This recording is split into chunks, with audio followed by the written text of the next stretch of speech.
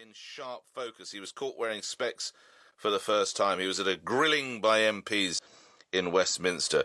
Number 10 has subsequently said he's been wearing them since June, and his wife Samantha helped pick the frames. So what sort of glasses is it best to wear if you're a man in power? Can they actually be quite a useful tool? And how do you know when it's time to actually get to the opticians and find out whether you need specs? Ravi Sohal is an optometrist. He runs Ideology in Spitalfields. Oh, and Blackheath Eye Care in Blackheath. That's interesting. Joins me now. Good morning, Mr. Sohal. Good morning, Nick.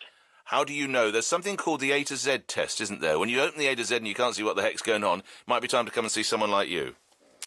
Yes, definitely.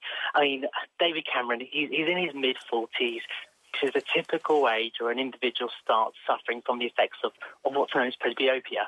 Now, presbyopia is a condition where the internal eye's focusing lens becomes more rigid and stops working as well. So people typically notice difficult reading, fine print, particularly things like the A to Z, especially in low light levels. So as this condition progresses, reading becomes more difficult, words become blurry, and glasses are prescribed to help see clearly again. I mean, you're absolutely right. He's 46. Is this a condition that will get progressively worse, or does it plateau? It does get progressively worse. So initially, someone will typically just need to wear glasses for small print. Now, as it does get worse, you'd find that you have to use glasses more regularly, and it does plateau towards your late 50s. But yes, initially it gets quite worse. It gets worse. Someone who typically hasn't worn glasses finds that it's very annoying and starts having to wear them more and more.